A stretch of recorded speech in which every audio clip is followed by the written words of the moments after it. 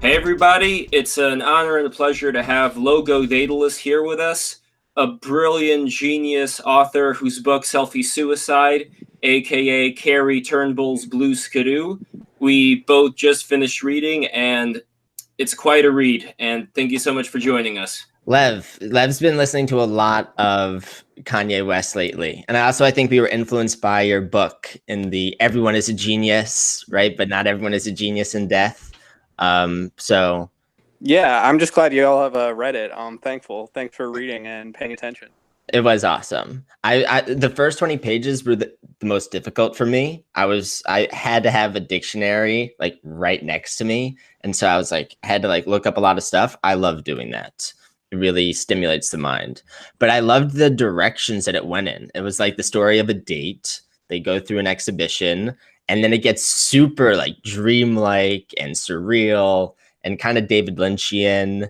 And I was really digging it. I thought it was really cool. Yeah, I was hoping to make the earlier part sort of mirrors like what's happening in that the term like delusively transparent entryway was what I was going for. And like the beginning, it's kind of like difficult to get through, but I was hoping the people who would get through it would be rewarded with the more interesting parts that come later.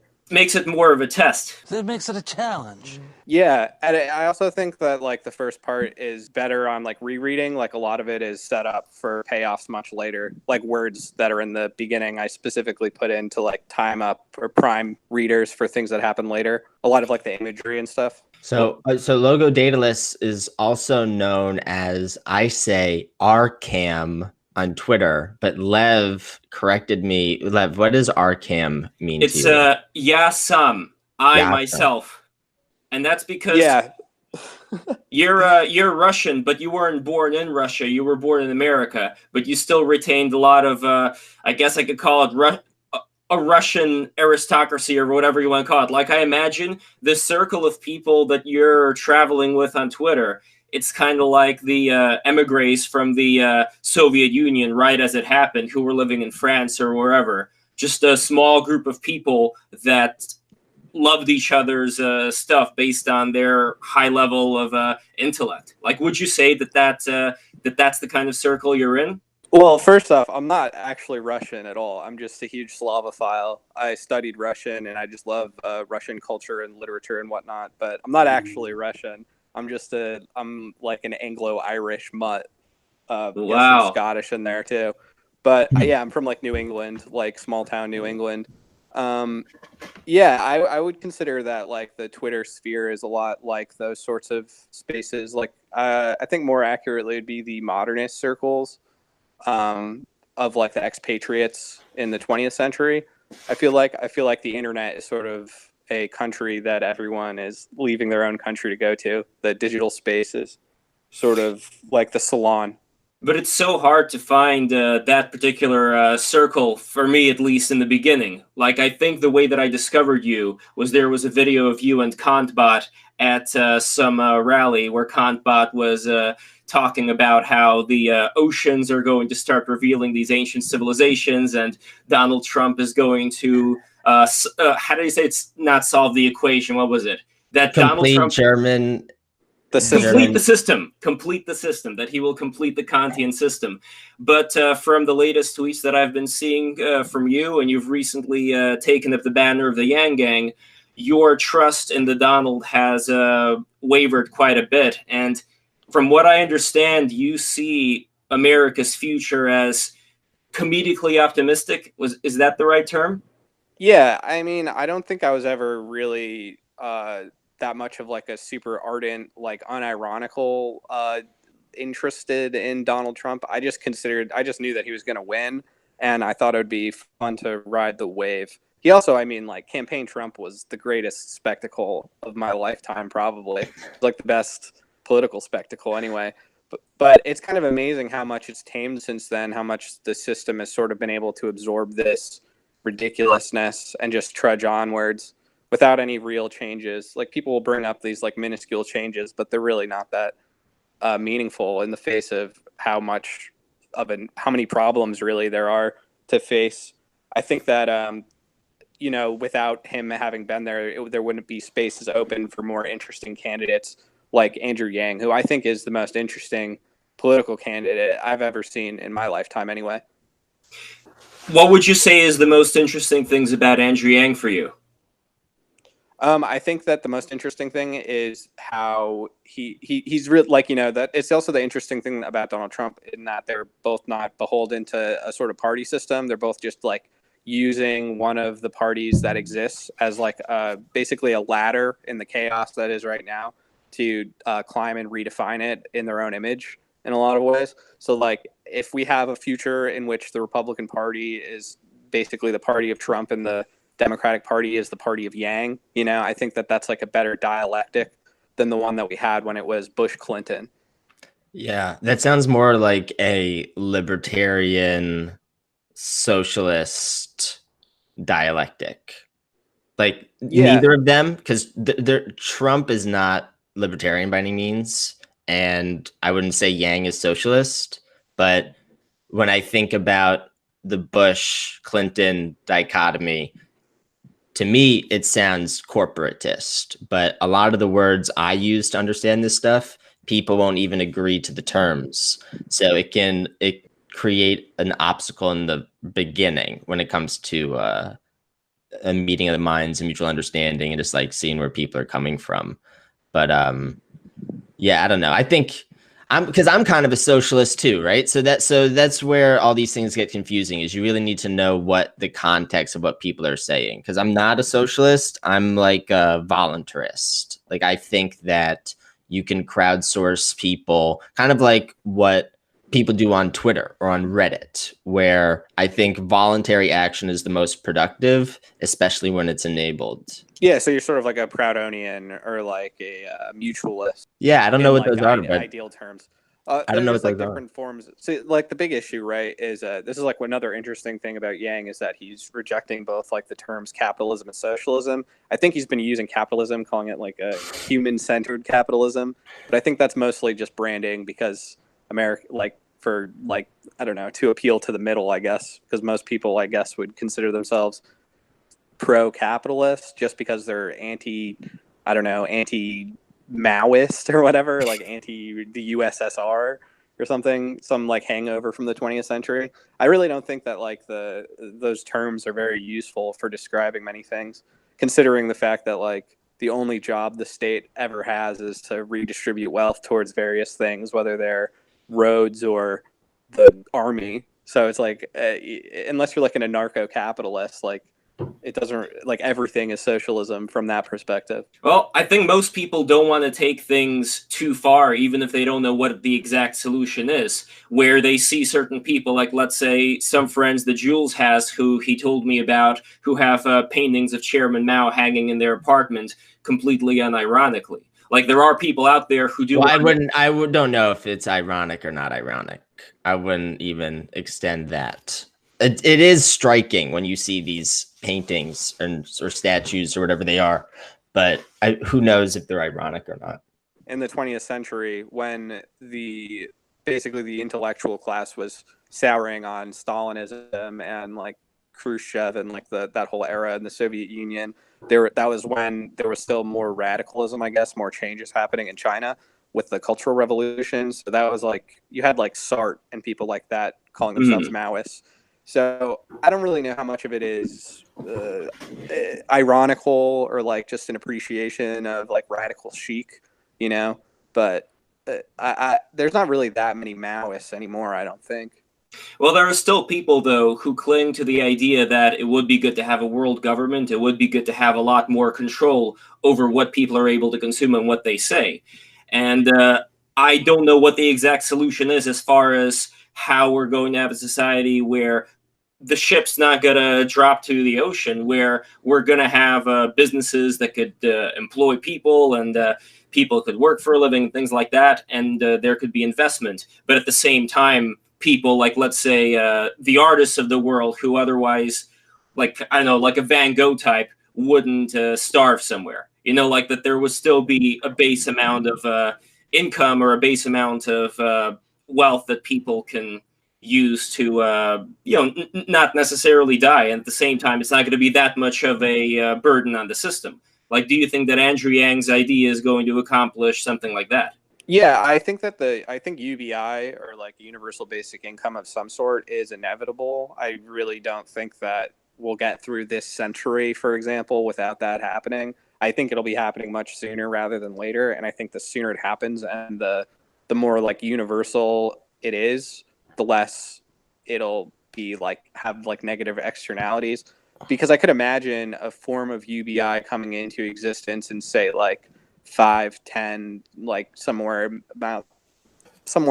around there, when like the Democrats have a super majority, which would probably not be as universal. It'd probably be more tied to like, perhaps even like a Chinese style social credit system, which is something people are accusing Yang of having, even though he doesn't have that anywhere in his platform. But I think that the fear of that sort of thing is very real. I think that would be very bad if something like that did come in, which is why I think it's better to have something come in that doesn't have those sort of attachments to it before that happens. Well, I don't know if this is necessarily correct, but I was reading a book by Karl Popper over here, The Open Society and Its Enemies, where he talked about piecemeal engineering as opposed to doing something drastic. And I remember you described yourself as a deaccelerationist as opposed to an accelerationist, where you don't want America to go into ruin. But at the same time, you also perceive America as a fat Elvis, at least in one video that you posted associating two together, which I personally, even though I still have a lot of things to learn, I'm looking at something like Europe as being way more of a fat Elvis than America is. America's a very young country. Like, what do you see happening in the future for America? Well, I don't think that America is going to retain. This is like the issue, right, with a lot of the people in at least the dissident sphere who aren't, I guess, like democratic socialists.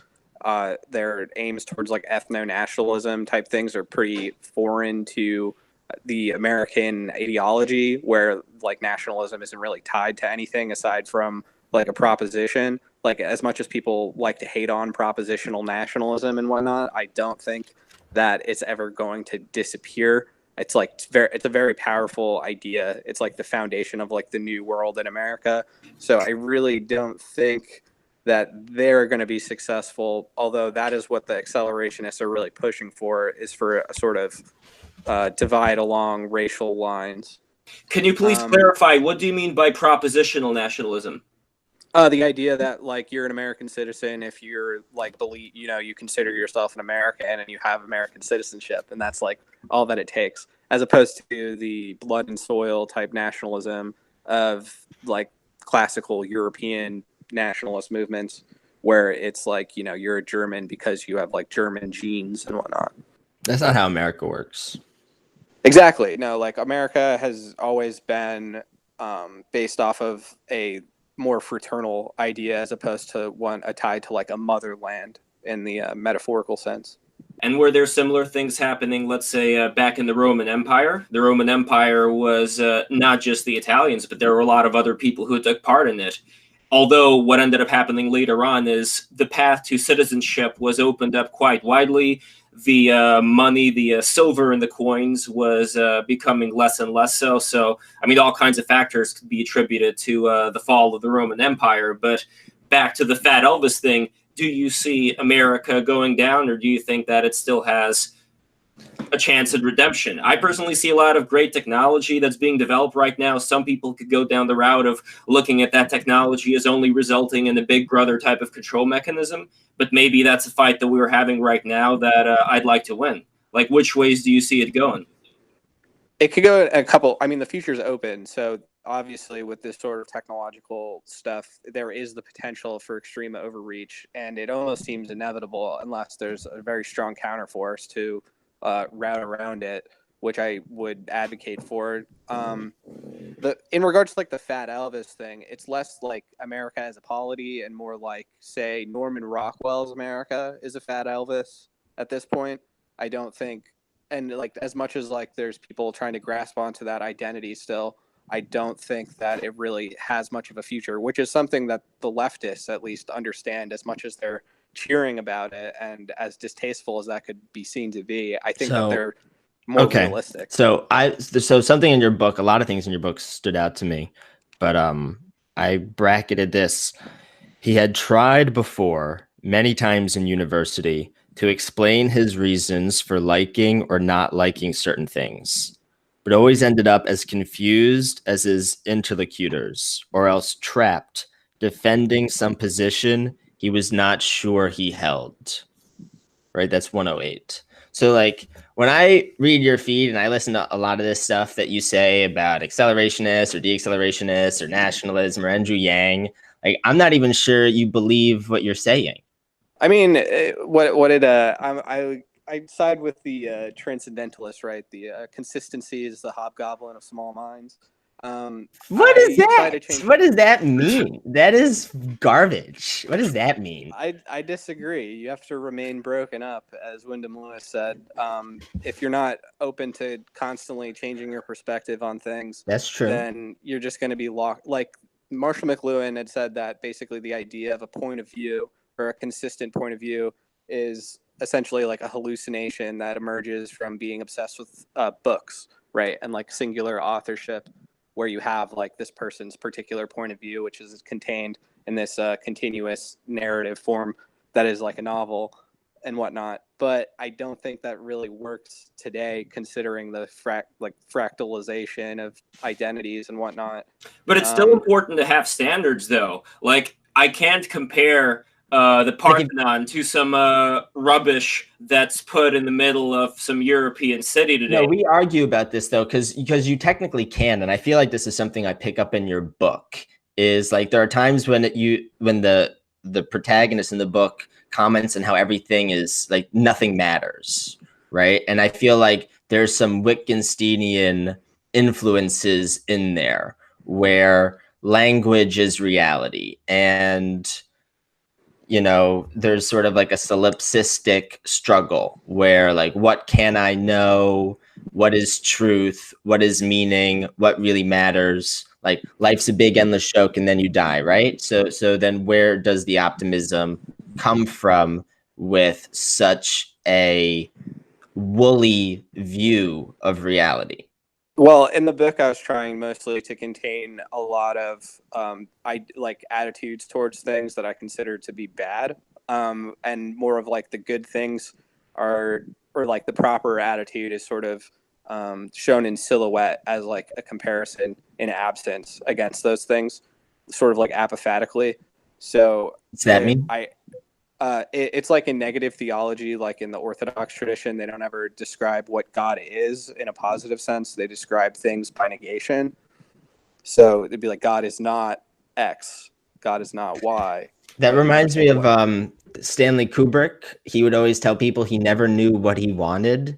He just knew what he didn't want. Precisely. Right? And Karl Popper would always say, you can't prove anything true. You can only prove things false. So the way you approach truth is through falsification. Yes. Well, one thing that I saw in your book that I think you were trying to prove false, but I could be wrong here as well. When they went to this museum where instead of displaying artwork, they were displaying the more or less boring lives of the artists themselves who were cooped up in these jail cells. Like that, to me, is very frustrating to even imagine that kind of world where certain things that people have always held to this transcendentally high standard, like sacred geometry or whatnot, like certain things that, like mythology, which, for example, could be seen in Cairey Turnbull's youth. When you wrote about Cairey Turnbull's past, it was a much more mythological type of existence, where he portrayed himself as this noble knight who was going to slay the dragon or defeat an evil wizard, things that people have held inside for quite a long time with all the mystery schools and all these various folk tales. That seems to be way more of a truth than having people stuck in these little chambers going about their boring ass lives and declaring that to be art. But that you see as being like the 1984 of culture. That is like the worst case scenario of how people are going to relate to art in the future. Yeah, I think that I was trying to portray how art is understood now, because that I don't think that is something that we don't have. It's something we quite literally have in, I think, the way that artists are appreciated today, where with like the live stream and social media in general. And also it's kind of funny in that I proved it correctly myself, in that a good amount of the reviews for my book are reviews of my Twitter account disguised as reviews of my book. The book reminded me of lessons from NYU. I went to art school, and the performance art, like life is art, everything is art, cooking is art, chemistry is art, it's all art. I remember impacting me a lot. And I've told Lev, I tried to write an essay in college about bad art. Like I tried to write an essay on like defining what bad art is. And it was actually harder and more elusive the more I tried to pinpoint it. And I kind of decided that I couldn't come up with what is bad art. Although now these days, I think of like if you were to try to rate art as good or bad in such black or white terms, my qualifier would be, what is the effect on consciousness? Like, does it uplift, improve, make people stronger? Or does it like cause people to malfunction? Does it corrode mental machinery? Does it cause them to self-destruct and that kind of stuff? Right. But even some of that, it's kind of like, that's not even a good enough metric, right? Because sometimes a little bit of poison is good for you, right? Like I'm very interested in this concept of mithridatism, you know, how you would ingest small amounts of poison so you can develop an immunity to it. So it's like if you deprive yourself of too much bad art, like you don't get the immunity. Yeah, that's good. I'm so you probably got a lot of stuff in there, because I went to NYU also, so I think that you understand the precursor of the GAY. Yes, that I didn't know. See, so I thought you were Russian. Lev was telling me you were Russian. I don't know anything about your backstory.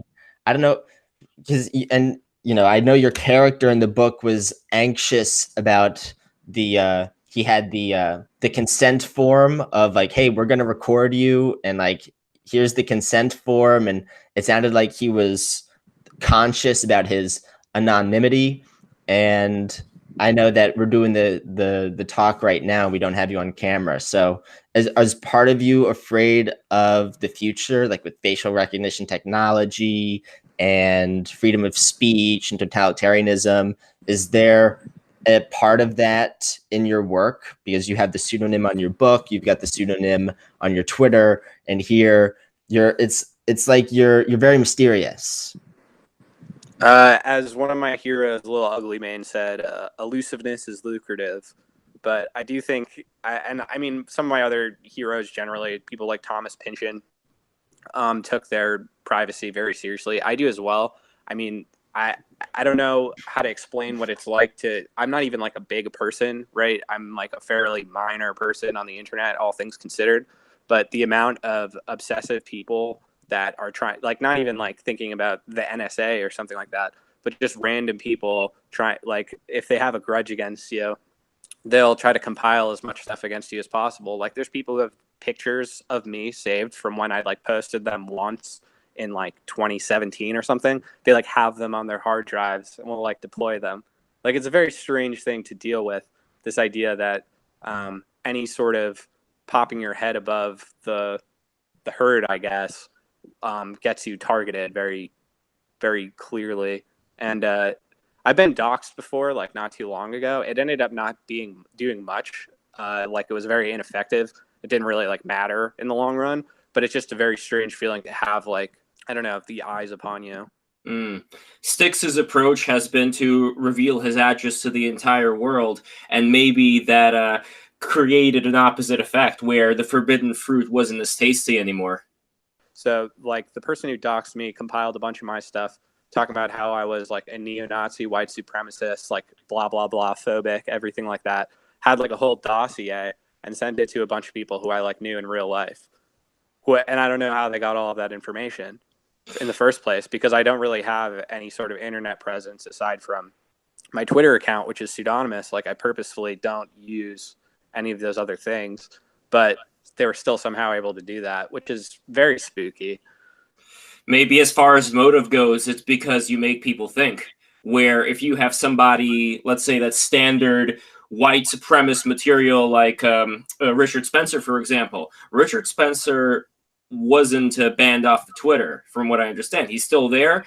And I think that's because he's a very black and white type figure. I don't see as much nuance and ideas from him as I would do from, not just people like you, but other people within that literary circle. Like, you're making people scratch their heads and not necessarily jump to, like, even though you're on the Yang Gang side right now, it still feels way more nuanced than any of these, black and white foxhole mentalities that people tend to have today. And I think that's very dangerous. Yeah, I honestly think that Richard Spencer is very useful. Like, I people don't really understand that his purpose is to exist as like a boogeyman, like David Duke, so that there can't be any more nuanced discussions on things. If you have you just trot out the local Klansman or whatever, and then you point How at is everyone Richard and say, "That's Spencer? you." Hold on, time out. Stop. How is Richard Spencer useful? He's a good boogeyman. He's a good bad guy. They put him out on things. They interview him. He says he's not a good boogeyman. He's not a good boogeyman. Oh, he is for most people. No, America, he's not. absolutely. He's not a good boogeyman. He's like He's literally is inherited plantation wealth, and dresses up in suits, and you know what I mean. It's the very archetype. But how is that? Are you sure that's not harmful? How would you? Who's harmful to discussion in society? Most people. But not Richard Spencer? No, he is. That's why he's kept around, right? That's why he's not. No. I'm saying who's not harmful, right, to society? Like who's the opposite of helpful? Who's unhelpful to society? You're saying most everyone, but not Richard Spencer. No. Richard Spencer is unhelpful for the meaning of a good discussion, but he's very useful to people who are trying to portray, as you said, a black-white sort of narrative. Yeah, here's an example. Richard Spencer was punched. The Punch-a-Nazi meme was formed, and I believe Vice created a video game or some kind of animation with Milo Yiannopoulos being punched. So already you're containing people who are not exactly in the same place at all, or recently where they were talking about Ben Shapiro being a white supremacist or stuff like that. They're putting a wide net on people with the excuse of this guy is just like all of these people. He's useful to people that are are you saying he's useful to people that are trying to shut down conversation or who are trying to muddy waters or something? Because despicable. I despise Richard Spencer. I met Richard Spencer once as just because he was in New York, and I thought it'd be funny to go show up. He's not very interesting. He's pretty stupid. He's not very well read. But he's ultimately not really that influential either. The reason why he has such a spotlight is because the larger media gave it to him. He doesn't really have a huge following. It doesn't really matter how big his following is, though, for him to be a staple name. Yeah, he was good to brand, as the white supremacist guy, even though he's not even the most extreme of the white supremacist type people. He just happens to fill that archetype of the bad white guy who's dressed too well or whatever, kind of snobby and whatnot. That sort of thing that people hate. They sort of portrayed him as if this is what the product of Ivy League institutions or something is. He fits into a very hateable archetype for most of the country. I think that if you want to know my actual opinion on what the dialectic that is important, is the difference between just the mainstream media or larger media company approvals of certain people, for instance, the blue checks. And then there's the upstarts, the anonymous people, the pseudonymous people, and the people who are independent. Independent media is the real victim of this sort of elevation of people like Richard Spencer. Why is Alex Jones banned but not Richard Spencer? No, that's a good point. Because Alex Jones is accused of doxing people and showing up and getting in people's faces. Richard Spencer's just in a hole or something tweeting. Well, he was accused of advocating violence, I believe, but I don't like. It's ultimately the reason why he's banned is because he has a huge audience and has no he doesn't have any advertising. There's no pressure to put on him from other people. There's no institutions that he's relying on aside from the people like YouTube and Twitter, and they all took him down. There's nothing wrong with talking to Richard Spencer or listening to his talks, or I don't know if he's written anything or reading his writing. Lev hosted an event at the Arts Club. National Arts Club. And Richard Spencer wasn't there, but Styx was there, a big YouTuber, and he had recently done a chat with Richard Spencer. So the context of that, we had Tim Pool there, Lionel, Styx, the guy from Minds, the founder of Minds, the new social media. Bill Ottman. So, my favorite interview of Richard Spencer is in the Dinesh D'Souza film, where he basically talks about how he's just a big Democrat and loves government supremacy and how we're all property of the government and how your human rights don't exist. And he just seemed to me to be I know he founded the alt-right with Giorgiani, and so I really dislike Richard Spencer because I feel like he's slowed down the conversation because I'm a big fan of Giorgiani's book Prometheus and Atlas, and I've listened to a lot of his talks on New Thinking Aloud. I think he's a very interesting, insightful guy. But Richard Spencer seems like someone like Lev. What's the expression? Like a fifth column or something that enters to like mess everything up from within. Do you know what's that expression? Well, I'm not sure what the expression is. I mean, a fifth column is when you have, let's say, some secret communist agents who are infiltrating the U.S. government. What was happening, let's say, during the 1940s, where Joseph McCarthy ended up finding some of those people out. So even though people shit on Joseph McCarthy, that was a good job in this part, I think. Like that would be a So he's like so he seems like an infiltrator that's designed like a rules for radicals, kind of like mess it up from within kind of guy. I wouldn't consider him to be that because I don't think that he's aware of that. Like I don't think that he's getting has a handler or something. I think that he's honestly just a useful idiot. I think that he doesn't understand how his profile is being elevated. Would you be surprised if he's received federal funds? I wouldn't be shocked, but I'm skeptical of that. I feel like I don't think why would they pay for it when he's doing it for free? I don't think he is doing it for free. I mean, I think he is. I really do. He's living off inherited wealth. He's kind of just like a sort of eccentric, I guess. And he's been doing it for a long time, long before it rose to public prominence. So I don't know. He could be. He could be. I buy that. I just think that it's, I tend to assume that there's more useful idiots than there are feds. But useful, I'm cringy at the usefulness of putting that adjective to Richard Spencer. If he's useful, I haven't figured it out. No, not useful to you. Usefulness. Yeah, useful to other people. Yeah, thanks to who? To who? Okay, thanks to people like Richard Spencer, I think the amount of censorship that was perpetuated on independent creators is a direct result of that. Absolutely. And that's something we're going to have to contend with as we keep going here. But the thing that I'm really looking forward to is having more of this in-depth conversation. I think it's partly maybe even thanks to Andrew Yang that certain barriers are breaking down right now.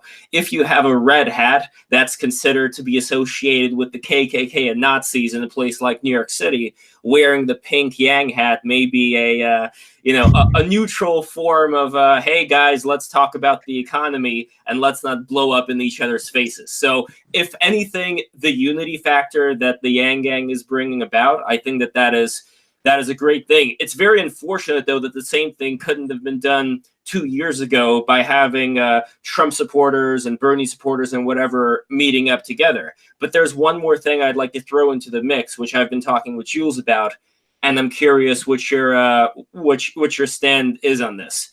Where my idea is that a lot of the quote-unquote elite that we have, like the people in the media, whatever, the bankers, even though there is a parasitic aspect of this whole thing, at the same time, I personally don't think that they want to completely destroy the system and turn it into Venezuela or North Korea or something. I think that maybe props should be given to them for kind of corralling the left within their neoliberal sphere for the amount of time that they were doing it, and therefore making sure that the left doesn't act out in the way that they were doing back in the 70s, where we had all these bombings and things like that. Like, do you see that being a potential good? I think that you're probably underestimating how much of the stuff, as you said, in the 70s was a direct result of people trying to break up a sort of left unity that had existed mostly for the anti-war protests. A lot of the radicalization of those groups is, I think, driven by intel agencies, because it's it's easier to control dissident groups if they're like marked as violent extremists, right? Like you can, create like entrapment situations and whatnot, like convince them to try to bomb things and then pick them up. And then you can keep this entire sort of discourse below, while meanwhile, like, I'm not going to go along with like the neoliberals here having a sort of heroic aspect to them, because they've just watched over as this country basically was plundered in the late 20th century. I'm not calling them heroes by any means. What I'm just saying here is maybe certain aspects of humoring the extreme left, like for example, something recent, like the anti-gun rallies that were going on. It happened. They had the bald girl and David Hogg on stage. They said their spiel, and then everybody went their merry way. Things didn't elevate to some high extreme like they did back in the imperialist Russia, where things could have gone a different way too. Like during that time, you had the Duma, you had somewhat of a potential to create a similar situation like you have in England today, where there's a monarchy, but then there's parliament, and it's not a perfect system, but it's all right. But instead, you had Lenin and Trotsky and all those fellas come over there, and people were quite radicalized and bloodthirsty, and then you ended up creating collectivized farming and all this bullshit that I don't want to see happen here. So I'm not going to say it's heroism, but it's still deflecting something extreme in a parallel universe. If, let's say, the feds weren't up to that stuff that you're talking about them doing, what do you anticipate would happen? What would be the positive outcome? I think there'd be a lot less of the sort of things that you're trying to avoid, because, for instance, you're talking about the Bolsheviks, right? As if this sort of happened in a vacuum. But they had a lot of funding overseas, and Lenin was specifically sent back to Russia from the Germans, from Germany, where he was in prison, as like an explicit act of sabotage. The Bolsheviks were very well funded across the world, especially from America. So I don't know. I don't know if there is a possibility for such a world where there aren't these shadowy forces using their immense assets to manipulate geopolitics. I feel like that's just like a human universal. It'd be nice to not have that, obviously. I think things would be a lot better. But it's not that I think it'd be nice to not have that, as much as it would be nice if the people that did that didn't rig the game so fewer and fewer people could do it. Like, I feel like a lot of the people that passed the laws claiming that they're to benefit everyone, but oftentimes there are laws that like hurt 5 people to help 1. Yeah, I agree. That's why it's hard for me to like associate, as much as I feel less like a laissez-faire capitalist and more towards like a market socialist in most ways. I just believe in like maintaining a sort of competitiveness amongst these sorts of things. What's The a problem market comes when, socialist? as opposed to having a command economy, you have a market, like a free market, but that is like that has like socialist qualities to it. What's a command economy? A command economy is like in the USSR when they had a centralized planned economy where like the industries were all nationalized. Okay, and then what's a market socialist again? Market socialist is closer to like what the Nordic models are, or like there's various levels of market socialism. But what you were saying when you were talking about voluntarism, that's like a voluntarism would not have a like huge corporate entities. So like right? Papa Smurf is market socialism? I don't know the Smurfs enough, honestly, to talk about that.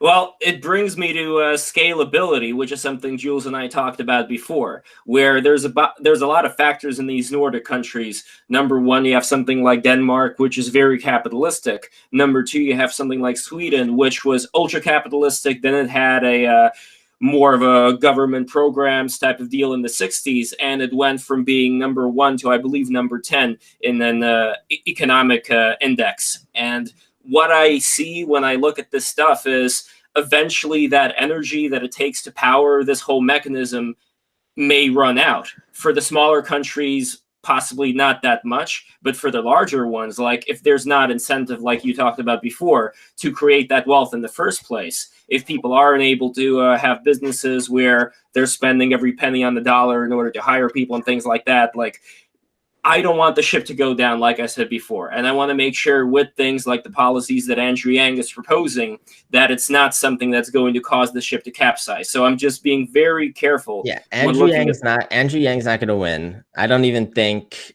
Logo really believes in Andrew Yang. I really don't. But I also think that his policies wouldn't work. But I do think that he's in a sense if we're going to say Richard Spencer's a useful idiot, right? It's like, why not just start calling everybody useful idiot? Like, because I hate that term. I'm really into neurolinguistic programming and like social engineering and all sorts of stuff.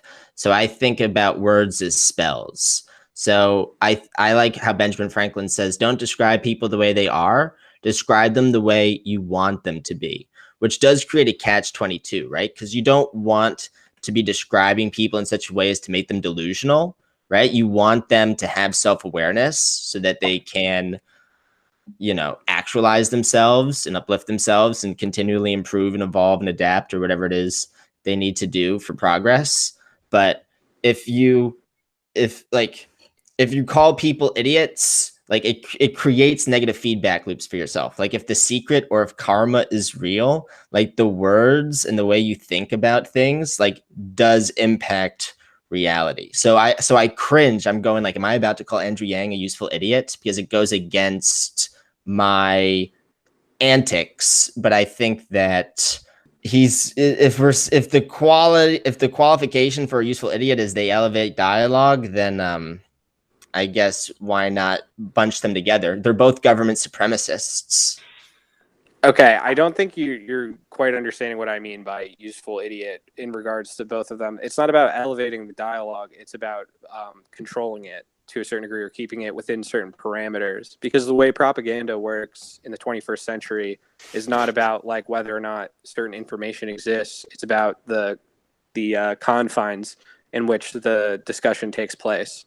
So when you have defined as a pole someone like Richard Spencer, then you've defined like the context in which these discussions are going to be had, especially when it's like I mean, he's pretty much but you can dispel that. Like you can work on rhetoric and your arguments and your defenses to ad hominems, and you're a writer. Like you're aware of how the language is just an extension of your mind, and your power of creation really does help determine your reality and the conversations that you're able to have. Like a lot of conversations people don't have because they haven't even earned or exercised the ability to engage in them. Yeah, for sure. I mean, I don't really know what you're going for here. I don't really know what you're getting at, to be honest with you. Well, I just Like, see you him as need a to have nuclear no subject. Yeah, I mean, I feel the same way. I just am more of a gorilla, I guess. Like, I don't know. If we're doing the same thing, I just like don't want to draw that much attention to myself, I suppose, or like my private self. Well, I think you're setting yourself up for a bigger problem, as in if you depend on anonymity, like that's where they're going to hurt you. Like, I don't know. I think that I do think that. I think that trying to maintain the anonymity, especially people already know what you look like, you know, you're in that video, you've been doxxed before. I think the anonymity is maybe like penny wise and pound foolish in more ways than one. I also think it will dull abilities that you would have exercised otherwise if you hadn't given yourself the cushion of anonymity. I don't know. I probably won't be anonymous or pseudonymous forever, but I think that it's like there's nothing wrong with it. I mean, Of course it's not. something that's been done for centuries, like forever, really. People have been writing pseudonymously or anonymously.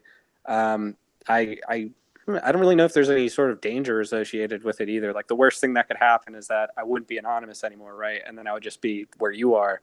So I don't really see that as much of a threat. You know what I'm saying? Like, it's not like I'm hiding anything. I just don't want to draw like or put everything out there so easily, because I think that that's a big problem is how much people are sharing of themselves like quite openly. The sort of surveillance society that we have where people just share everything. In your book, you had this trial that people went through, the geniuses, as you put them, sitting down, then standing up and having their whole recording of the highlights of their lives playing through for other people to cheer at or jeer at. What I didn't understand there is was that all taken from their social media, or were there certain more spectral elements that, other than using social media, some way LaFaint was able to grab from these people's lives? Like, it especially felt like that towards the end, where he and Cairey were having this back and forth dialogue, and Cairey figured out, like, how much does this guy know about my entire life? Like, where was he able to get all this information from? Was there a spectral element in your book that you were putting out there in terms of what the future is going to look like? You know, like it is like sort of fantastical, but I think that I tried to keep all of the information and stuff that would be potentially available on people's social media histories. It is set in like a sort of near future. So especially if you imagine people whose, like, say, parents have been putting up pictures of them since they were children, the amount of like if you really think about it, think about a kid who's like born now and their parents have been like posting about their lives since they were born, and as they're growing up as children, and then eventually they have their own account and whatnot. Eventually there would just be this total archive of their entire life, or everything that would be feasibly found there. You tie that also with just like the general availability of so much other information about people as everything's becoming digitized and put on to the internet into like one big pot. You could feasibly imagine some sort of technology like that would be able to like cull through someone's entire life. Well, Giorgiani was taking it one step further, right, Jules? Like, the gist that I got from reading Prometheus and Atlas was that if Giorgiani's right, then all of privacy is going to go the hell away. Am I being correct here, Jules? Could you say that again? Well, in Prometheus and Atlas, which we both read, it talked about there being an end of privacy because certain abilities that people don't really have today but are going to have in the future. Oh, because of the psychic stuff? Yes, and I'm not taking it any seriously at the moment, but there could be a potential for that too in the future. And this is going like way off the deep end. I realize that, but that was a core tenet in the. I think the psychic stuff in Giorgiani's book is a little different than it sounds. To me, it reminds me of when you meet a normie and you start talking about Machiavelli, and suddenly their face goes pale and they're like looking at you like out of the side of their eye, and they're like, oh, like dark arts, dark literature, like this person's aware of things like about like human buttons and levers that like I haven't even allowed myself to peer into or learn. And there's a concept in this cartoon called Avatar Last Airbender. People can develop blood bending, where they can control the blood in another person's body and effectively control them like a marionette. And the character learns about blood bending and goes, oh, I would never want to learn how to do that because like, I guess she thinks it's immoral. But then people start blood bending her, so she learns how to blood bend out of necessity, right? But I think that when Giorgiani is talking about psychic abilities, he's talking about mental abilities that people can develop. And if everyone had them at the forefront of their mind, it would be an equalizer, right? And I feel like modern brain science is opening the window on a lot of that stuff. Like if you read hacker literature, if you read about neurolinguistic programming or social engineering, if you read about the brain books that are coming out, like you will have things that seem like psychic abilities that people that don't share that knowledge will lack in comparison, right? And I think that if you have people that are capable of making you psychologically ill, like those people with those abilities would also be able to make you psychologically healthy, right? If people that can manipulate you to hurt yourself and hurt others can also manipulate you to help yourself and to help others. So when Giorgiani's talking about psychic knowledge, he's just looking at, I think, like just the moral fabric of society and everything that's going on and going like, it's a shit show. Partly, but to get back to this discussion that we had originally, even without the psychic powers, if we're talking about having the ability to influence people's decisions just based on the kind of media that they're exposed to. Logo, what have you personally noticed growing up? Like, I don't know if we're around the same age. I'm 30. Jules is 29. If you don't mind me asking, how old are you? I'm 24. 24. Oh, wow. That is amazing. Baby. You're a baby. I'm just kidding. Well, during You guys are old. I know we're already boomers. We are old. We are old, bro. It's true. I don't But- feel old though. I feel good. I feel 24. Yeah, I've I'm been getting work- there. I feel old now. Nah, you'll feel young soon. You'll feel young soon. I went through that that's good to phase. hear. I went through that phase. No, it's good. It gets better. Believe me, it does. Oh, I'm sure. Yeah, no, I think the worst is behind me at this point. I think the worst time is like late teens, early 20s is probably the roughest time, especially in like this economy. But as far as certain things that you've noticed as you grew up, I guess the generation after ours, what were some of the things that you see bearing fruits today as far as our culture goes? Where, okay, like before, like in the Middle Ages, during the time when there was a few amount of people who had this culture, which I consider to be very beautiful, you know, like people dressed up in these powdered wigs and or ornamental outfits. But then you had the rest of the people who were just peasants, a lot of whom were starving, you know, a lot of horrible things happened during that time for a majority of the people. But today we have this democratized culture where I personally see a lot of ugliness in it. As far as things like, I know Jules is going to differ with me here, but I am not a big fan of like the short, brightly colored hair. It just seems like people have lost sense of what exactly is beauty. Maybe it's the punk rock influence that has just become very standard for people to adopt, regardless of whether they like punk rock or not. But where do you see the malaise of culture specifically being today? Well, I think that the sort of fashion you're describing, the sort of punk stuff, is mostly reminiscent of, if you imagine most depictions of post-apocalyptic societies, is how most of the fashion is. Like even you talked about Kanye West earlier. If you remember, his big fashion show was based off of the way like refugees dress, right? With like he had a lot of colors, like sort of like burlap sack almost, which you could say is like, you know, very like dystopian, sort of like 1984 uniformity and whatnot. In regards to like average beauty, I don't know. I feel like there's definitely been some decay. I mean, we're also like the fattest country probably in the history of the world, so there's a lot of like just ailments in that respect, and there's also just no real unifying aesthetic. Almost everything is like thrift store sort of culture. Like people don't really talk about hipsters that much anymore, even though that was a big part of the discourse maybe like 10 years ago, 5 years ago, because I think everyone at this point is sort of putting together ensembles of just like the wreckage of the 20th century.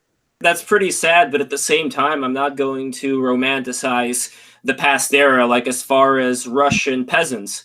You know, they were beating their wives up. The father of the son who was getting married to this virgin girl was going to have sex with that virgin girl before his son got to do that. So there was a lot of negativity during that time. So I'm not going to look back and say like, oh, things were so much better then. But there was still, like you said, this unifying culture that, at least it seems to me, gave people more of a reason to get up in the morning. Certain things that they may not have been able to fully describe when talking to each other, but it may have been just this this thing on autopilot that created a sense of visual aromatherapy around everyone. You're going down the street, you're wearing your top hat. Even the poorer people in certain areas, like in the city, they also wore things that looked pretty nifty. So I'm anticipating there being, for my own personal sanity, I'm anticipating there being a renaissance where right now we're at the slow point, but eventually it's going to get back up because the center of this hurricane that we're in right now is going to get tired of all of this ugliness. And we are going to be able to, through the power of our imagination, transform it. Like, I think that that's something you're doing in your own way right now. Yeah, I hope that's true. I think that it would require a pretty big economic phase shift, because I think that the majority of the ugliness you're talking about is more like poverty. Yeah, I don't think there's a real aesthetic problem. Also, you're having dreams about having sex with fucking blue-haired women, like giving you their business cards and stuff. So I think you're having like a little bit of an identity crisis. But I think that a lot of this like apocalyptic like style of like blue hair, pink hair, like that's not the problem. The problem, like Logos nailed it, is the economic immiseration, right? As in, like, people will enjoy all sorts of aesthetics, all sorts of different intensities. Some people like morbidity, some people like joyfulness, some people like, you know, the macabre, the melancholy. There's nothing to say like, you know, if you're craving uniformity, I think you're gonna have a bad time, right? I think if you think that, like, you look at the 50s and everyone wore suits and everyone had neat haircuts and look how manicured the front lawns are, and like, isn't this reasonable? Like, you're just not ever gonna get it. So if you think that's coming back, like, I wouldn't hold your breath.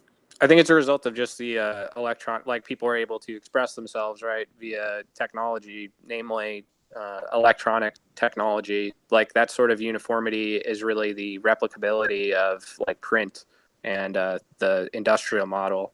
Like, you know, Andy Warhol perhaps was like the one to like enshrine that in art, but we're not really even at that point anymore. We're past that. We're at the point where things are kind of going back to a more dispersed, artisan, like customized, do-it-yourself sort of culture, which I personally have always identified with. I'm more interested in like the musical underground of things like that, sort of ad hoc communities and people doing things without going through the normal channels.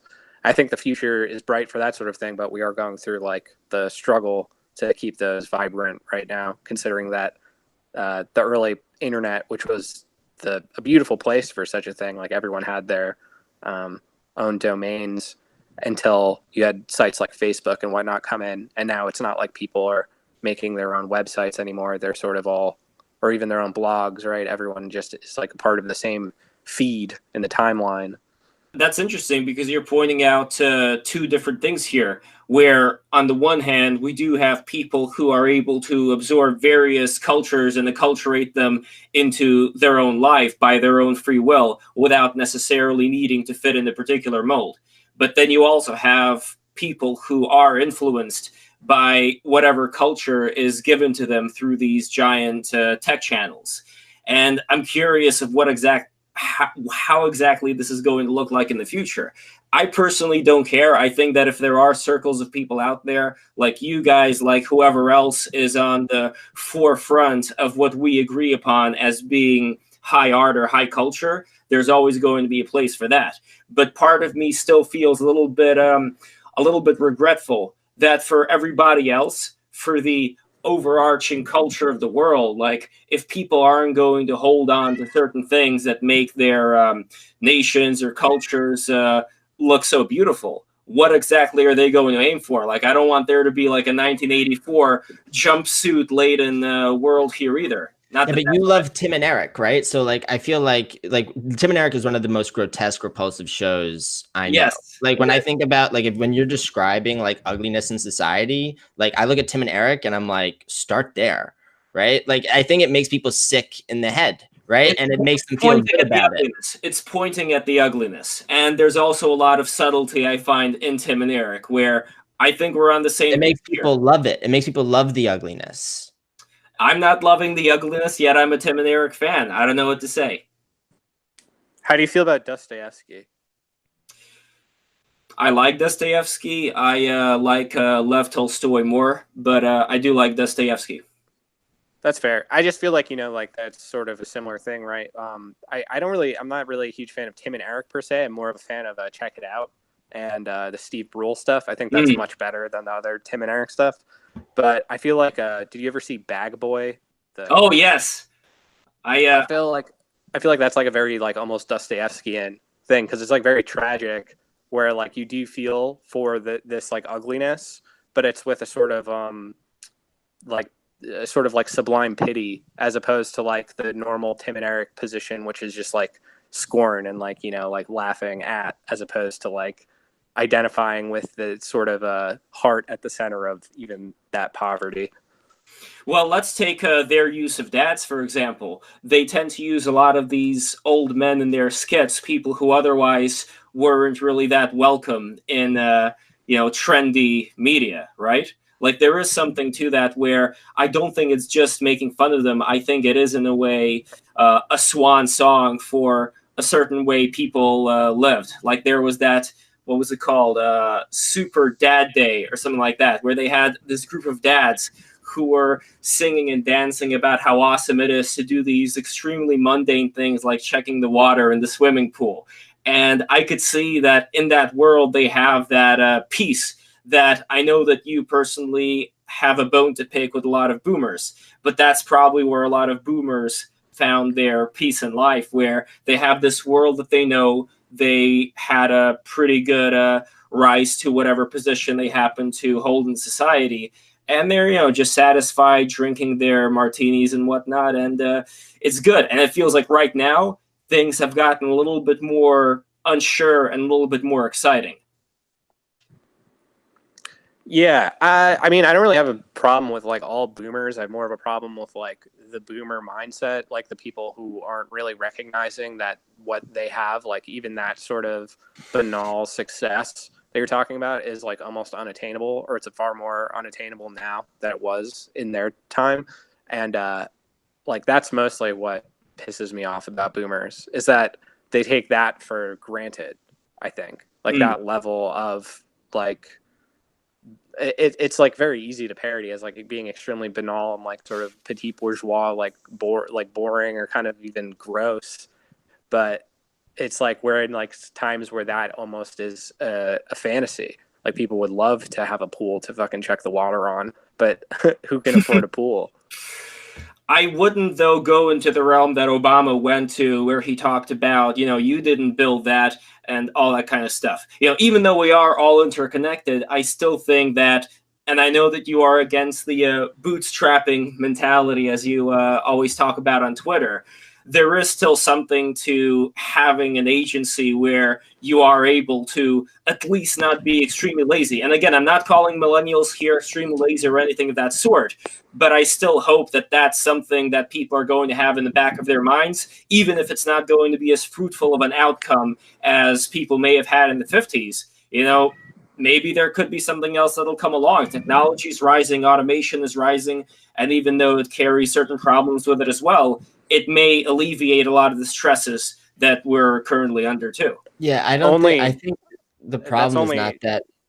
I'm just going to say that's only possible if we actually feel the benefits of that, as opposed to people like Jeff Bezos and whatnot absorbing all of the benefits that come from automation, right? Like, if you would think that this increase in productive power would have led to like lower amounts of like working being necessary for people, as was all the predictions in the 20th century.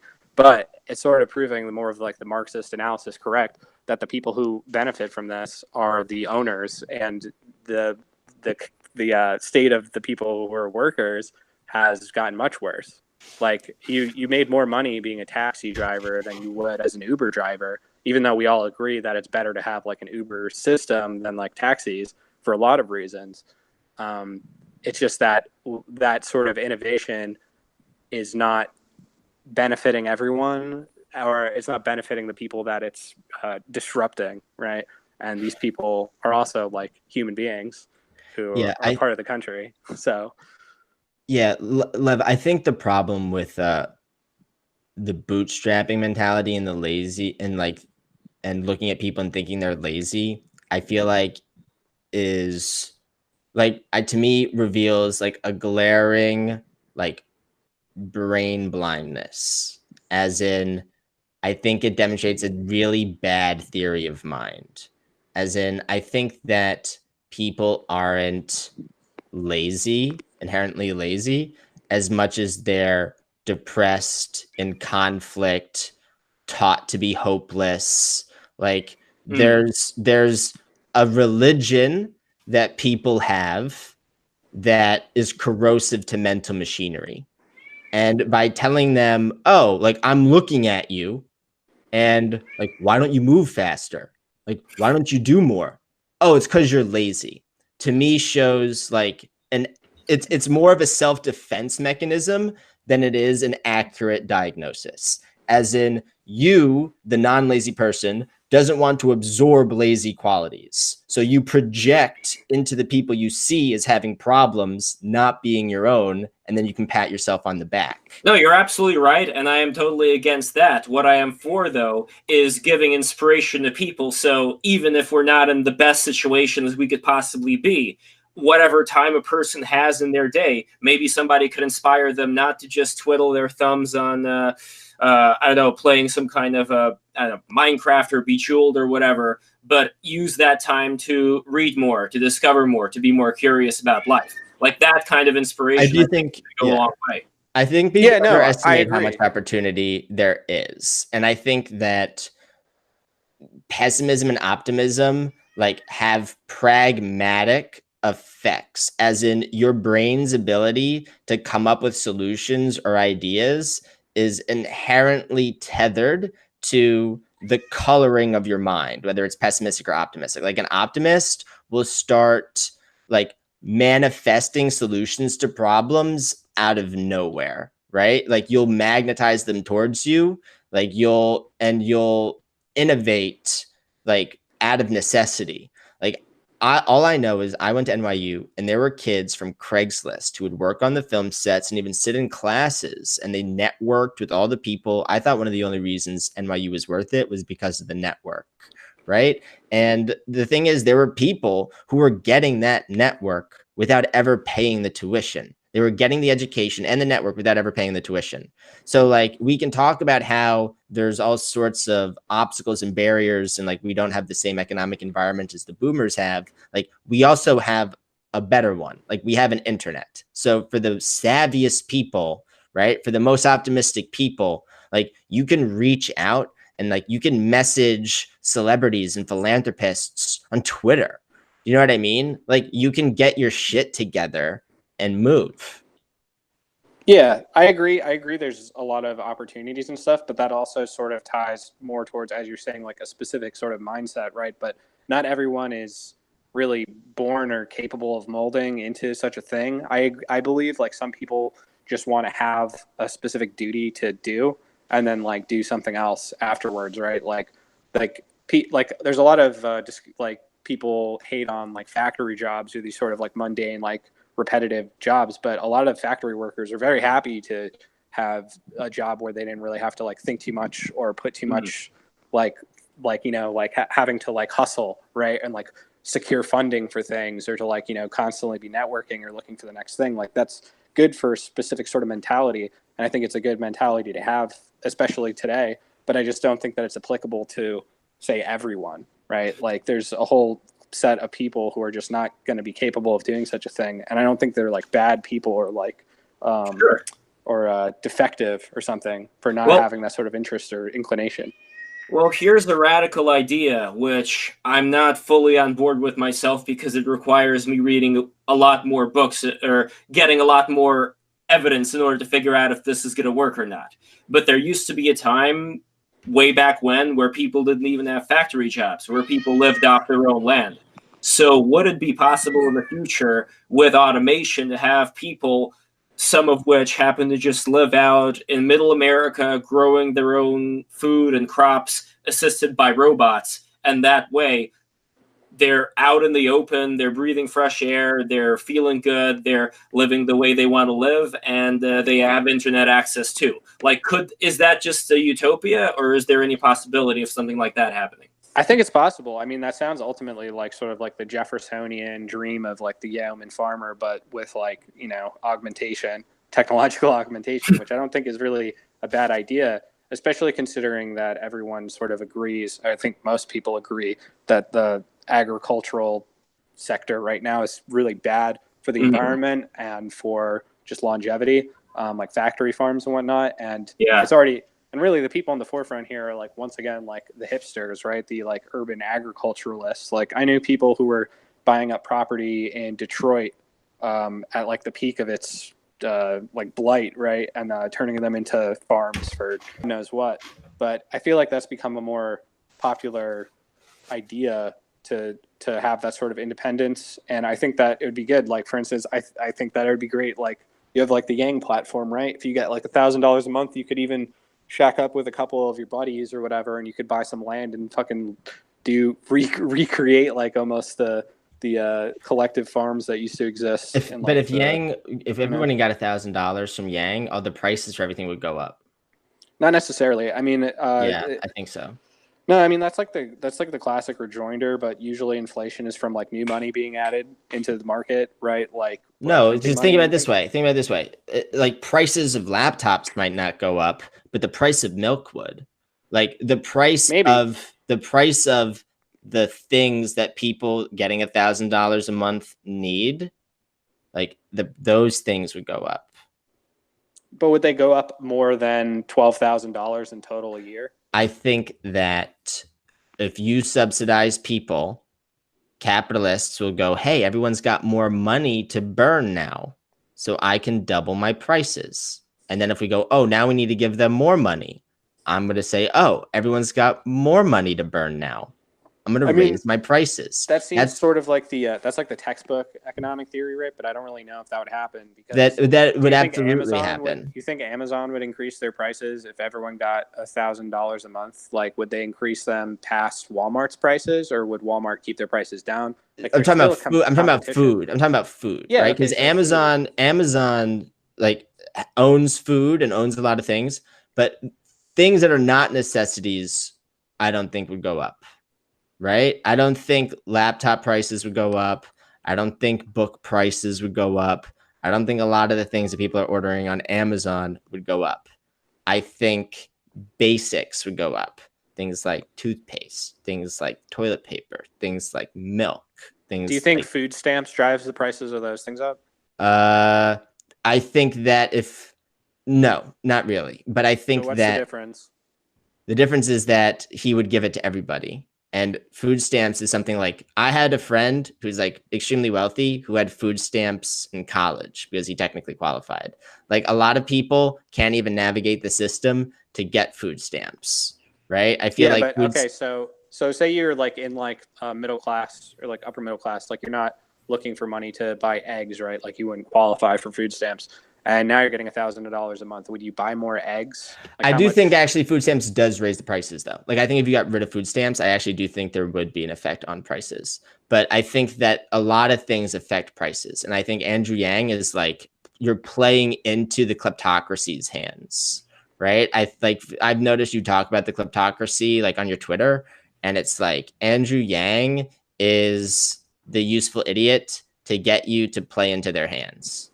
Well, I think that no matter what, if that's true in the long run, like along with other policies that he'd be trying to implement, like basically campaign finance reform and other things regarding the corporate government crossovers, which are like very bad, which is where like most of the kleptocracy gets their power from, is the ability to sashay in and out of office into private enterprise. I think that you'd be able to make more reforms against that sort of thing the more you have people capable of making such reforms in a system capable of making such reforms. So it's not like an end-all solution for all of the problems that ail us, but I certainly think it would be a step towards more solutions, right? Like because like the other options are like when you're picking like a candidate for this sort of thing, you're not picking like, you know, the Messiah or someone who's going to like come in and like literally solve all of the problems and usher in a utopia. But like you're just trying to tactically move closer towards a better world. And I think that if everyone had $1,000 a month, you're saying like prices would go up, et cetera. I'm saying that it would be a disaster. I think actually I think universal basic income, like we said in the beginning, is something that's necessary. And I think likely in the long run, I think how it's done is make or break. And I think that with the current money system, like the bubble is money, right? Like that's something Peter Thiel says. The bubble is money, as in money is not even worth what people think it is anymore, right? And I think that we're due for a huge collapse. And I think that a lot of things will equalize, like we'll find a new equilibrium and we'll see where prices really are. But there's a lot of things the focus on money, I think the way people focus on money is wrong a lot of the times. As in they go, we have a cash problem, we need more of it. When really it's often a value problem. It's often there's like the money loses its value. Value isn't put into the system in terms of like goods or services or innovations. And so then you kind of create this rut or this stagnation. I think that anything government subsidizes becomes more expensive and lower quality and less efficient. And if you were to give money to people without shrinking the government at all, you would be like precipitating a Thanos snap. I mean, he's also basically food stops showing up at the grocery store. I mean, he's also said that he would want to like cut down the government and especially like employees, like bureaucratically. Like he has a very comprehensive. Yeah, he says that, but I don't think he has the stomach for it like Trump does. I don't think Trump has done any of that and doesn't really have much of a stomach for anything aside from appealing to his new base, which are like the old neocons. No, I think he is aware of his position very well. I think that it's like, how do you use solipsism in a street fight? I think that's Trump, right? As in, idealism counts for garbage when it comes to pragmatism. Like you have to look at the actual situation. And in the grand scheme of things, let's say if we're talking about the tax cuts, people like pointing fingers and saying, oh, all of these corporations now are going to pay less taxes. But it's not just the corporations that are earning untold amounts of money. I have a corporation too. Jules has a corporation. You know, like there are people who have corporations who do end up employing people and making something out of it to increase the economy. I wish there were certain things that were put in place, though, and I believe Jules talked about this before, about proposing an amendment that would help with a lot of the corporate corruption that's currently going on. Like, what exactly was that? The economic amendment. So essentially, you got to pass an amendment that says what the government is and isn't allowed to do to the economy, right? Because this is how it works. All the laws that are passed benefit the most powerful constituents. So the biggest capitalists are the ones who are anti-capitalist, as in they go, capitalism's the problem. We need to pass laws to reform, right? And then the suckers go, yeah, like we need to pass laws to reform. And then you pass the laws that they design for them. Oh yeah, I mean that's like the Citizens United case, right? Or like, you know, the repeal of a lot of these laws, and like that's more of a problem with like it's not even an idealism problem. It's a problem with the like functions, right? I think government's too much of an active player in the market, and it should just be a referee. And I think if you pass an economic amendment that said things like, you know, no more tariffs, no more subsidies, like a couple of sentences that really restrict how they're allowed to tax, how they're allowed to manipulate the economy, right? Where they'll say, oh, let's create incentives so people will move by the border wall. Let's create incentives so people start smoking less. Let's create incentives so people have more kids, or let's create incentives so people buy property. Or a lot of the things that government does is a lot of the policies are designed to nudge people to behave certain ways. And a lot of the economic manipulations that the government does to nudge people, I think, is immoral, has unintended consequences, and generally hurts 5 to help 1. Yeah, sure, but I think that the government should nudge things that are good, or like for people nudging.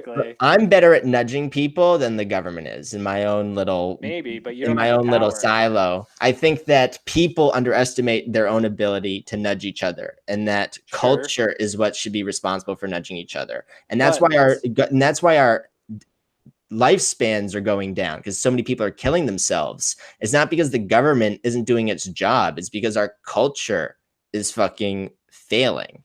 Well, so this comes down more to like a discussion of where do you think the root of that sort of cultural despair is? Do you think that it is a mental phenomenon? I think it's a feedback loop. I think it's a negative feedback loop, as in there's no one place to diagnose the origin, but there's a lot of places where you could like pull out a thread to unravel it and reverse the feedback loop, right? So as in, it's like the weather, as in, where does the weather start? It's a misunderstanding of complex systems and dynamicism, right? Like you're thinking in terms of 1, 2, 3, 4. You're not thinking in terms of like infinity. You're not thinking in terms of like pure chaos.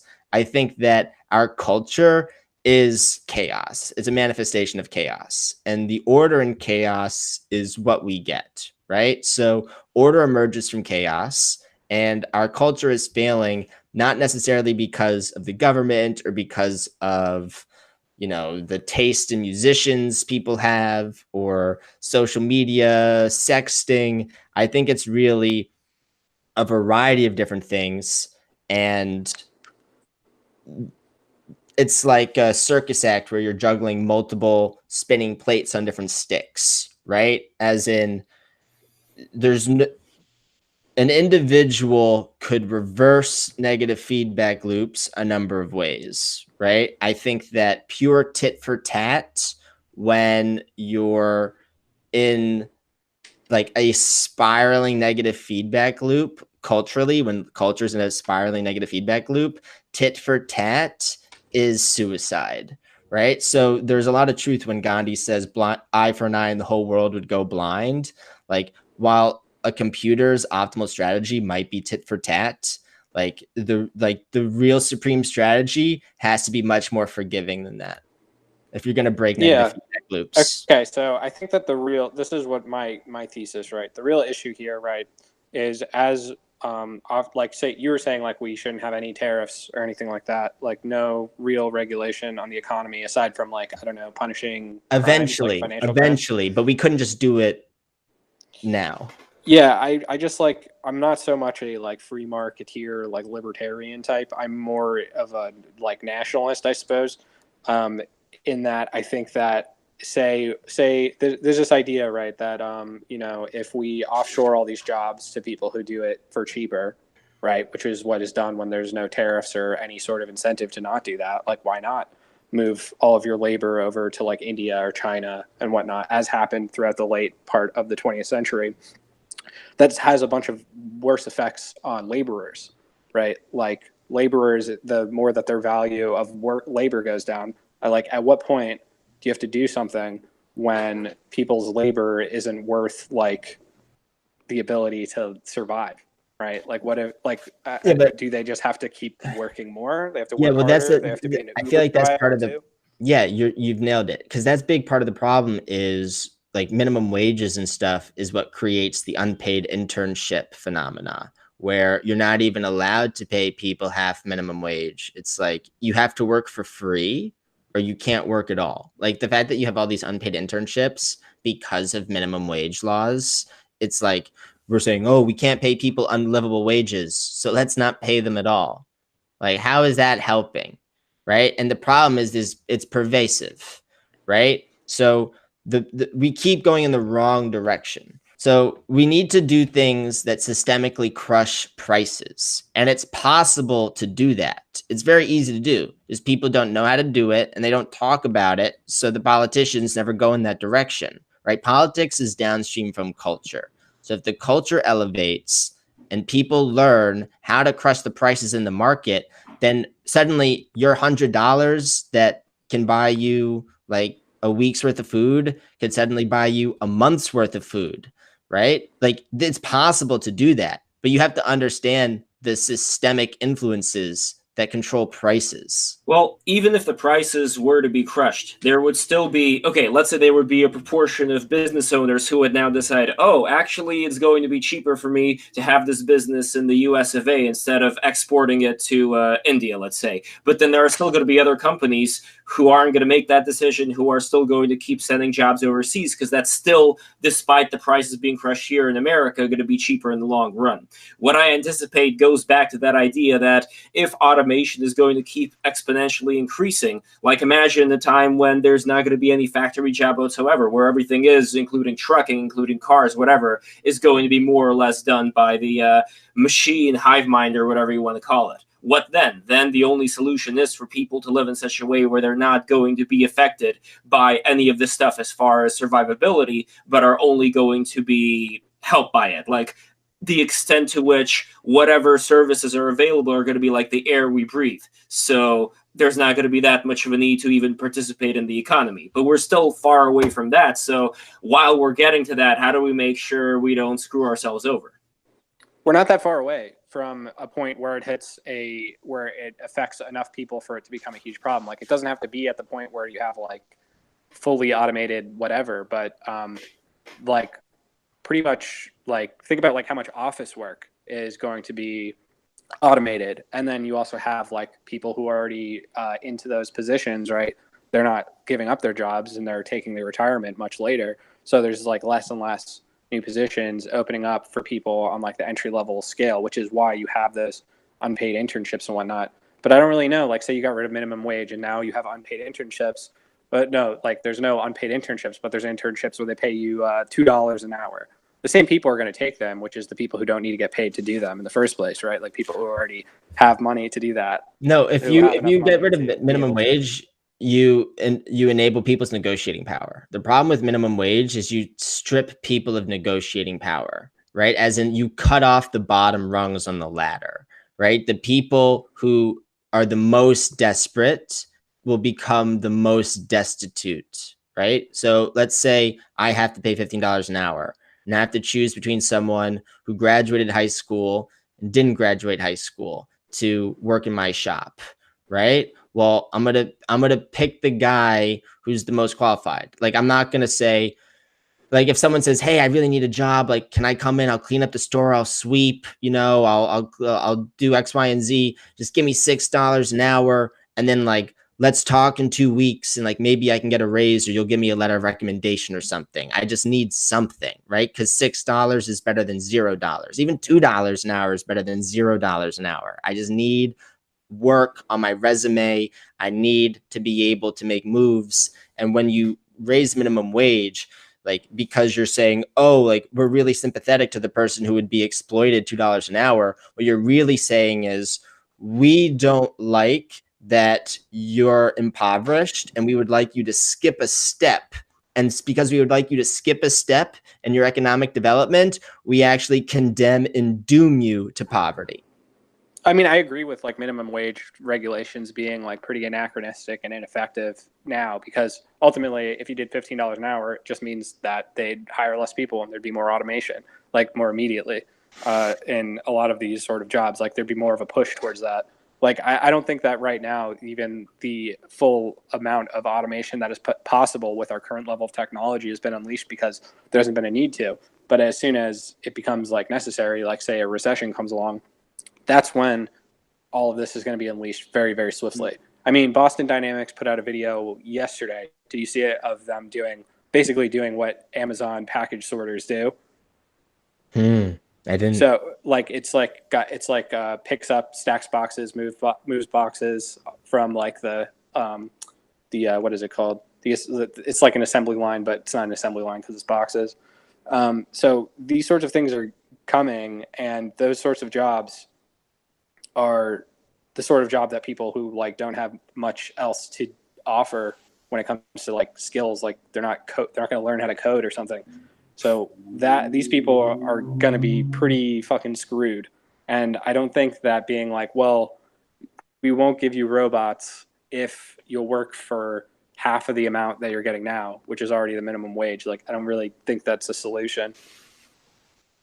No, these are all systemic influences. So I think that's why someone like Trump would look at, oh, like let's defund the Special Olympics. Like according to libertarian economics or views of government, like that's a no-brainer. But he overrides it and says, no, we're going to fund the Special Olympics, right? In kind of a Winston Churchill fashion of, hey, why would we defund the arts? Like, what are we living for? Like, we need the arts. Like, we need things that uplift morale and yada yada. So I think that there is a lot of pragmatism that is due, and you can't just be like an idealist or like a completely cerebral, dispassionate, like everybody's a number on a page or something. Like you have to actually think about your piecemeal solutions. Like, how are you going to get from A to B? Like you have to look at the system that's baked in. We're not starting from scratch, right? We're starting from chapter 2019. Well, whether it's the economy or culture, I'm still going to remain an optimist. I think that idea of having people grow their own food and using drones to send crops to different people within their local vicinity, where the food's still going to be fresh enough for them to get all the energy out of it, I think that could be a way that we could live, powered by automation as well. But I still have way more learning that I have to do in order to see if that works. And one final thing that I wanted to ask you, Logo, is being an author. I've recently read about certain more establishment authors having to sign these morality clauses. I'm not exactly sure what that's going to entail in the future, but that seems to be a pretty bleak image of a writer having to sacrifice the freedom of what exactly they talk about and what exactly they write about for this political correct nonsense. Like, where do you see your own career going as a writer? I don't think you're necessarily going to be in that block of people. I don't think you need them at all. I think that you may be able to have an amazing career just with the people who are around you right now in the Twitter sphere. And I'm sure there's going to be even more of those people to come. But where do you see your own future, and where do you see writing going in general? I mean, I'm mostly interested in doing self-publishing stuff now until maybe I have enough money to like start my own like press, and then hopefully maybe publishing other people's things as well. But I don't know what you're talking about, the morality clause thing, but that doesn't seem that strange to me, considering it's kind of an unwritten one already in the MFA culture that exists in most creative writing, where you have like this peer review, and everything is sort of like hammered out into like a homogeneous form where you're not really supposed to do, like, everyone's kind of critiquing it as they would any other art these days, which is based off of like how problematic is XYZ sentence. Oh, maybe that's partly, by the way, sorry to cut you off, but that's partly why I've been reading way more older books. Like, you've inspired me to read Ovid's Metamorphosis, which I'm currently reading right now, and there just seems to be less of a chance that I'm taking when I'm reading a lot of these older texts, that I'm not going to be wasting my time. Yeah, absolutely. What are some of your favorite books? My favorite book of all time is Ada by Nabokov. But I mean, I have a ton of favorite books. It's really hard, but that's by far my favorite book. Other favorites, like, I love Thomas Pynchon novels. Which ones? Herman Gravity's Rainbow? Gravity's Rainbow and Mason and Dixon and V are probably the best, but the other ones are kind of underrated. Herman Melville is one of my favorites. Love Russian literatures like Gogol, Tolstoy, Pushkin, Dostoevsky. Do you like Dead Souls? Love Dead Souls. It's one of my, I could say it's one of my favorite books for sure. That's a great one. And I'm also a big fan of, like I said before, Lev Tolstoy, War and Peace. I like War and Peace more than Anna Karenina personally, but I think they're both nice. Yeah, I can understand that. I like War and Peace is like a much wider scope. Like, you get to know more characters more deeply. So that's very nice. Yeah, I think Anna Karenina is possibly like more perfect, on a level of craft. But I love both of them very much. Well, you're continuing the legacy onwards with your book and this literary circle that you're around with. There's Delicious Tacos, who I also hope to speak with. And then there's the what do you call the Bronze Age nudist? Am I saying that right? Bronze Age pervert, yeah. Oh, Bronze Age pervert, yeah. Who wrote? It seems like his book, which I haven't read yet, but it seems like a parody, at least in the title, of Mike Cernovich's book, Guerrilla Mindset, and his was called Bronze Age Mindset. So I don't know. It's a good read. It's fun. I look forward to that. You mentioned you might want to start your own publishing thing. What's your connection to Kantbot or to the Autistic Mercury? I'm in contact with them. Like, they want me to like write more for them and stuff, but I don't know if I'm going to. I don't know if I have the time or like really the inclination to run such a thing in my current circumstance. Like, I just put out that book. I've got other things I got to do. I need to get my income up. But how much did you make on the book? How much did you make on the book? I made a good amount. I'm not going to disclose the exact figures, but I'm almost at 400 sales right now, which is very good for a self-published like Amazon That is book. Great. That is awesome. Congratulations. Did you used to write for Autistic Mercury? Yeah, I wrote like an article that was on there. I think it got deleted. It was a review of Cody Wilson's book. I don't really know what's up with that though. Like, I don't know. Like, was it under logo Daedalus? Was it under your name? Yeah, it was either that or Arkham. I don't remember. But yeah, yeah. I don't know if it's still online, but I wrote for that. I wrote that. I have a few things on like other stuff. I've written for Jake, a couple book reviews for Jacobite, and right now I'm doing like a series on Medium about like Yang Gang and like the history of American anarchism, I guess.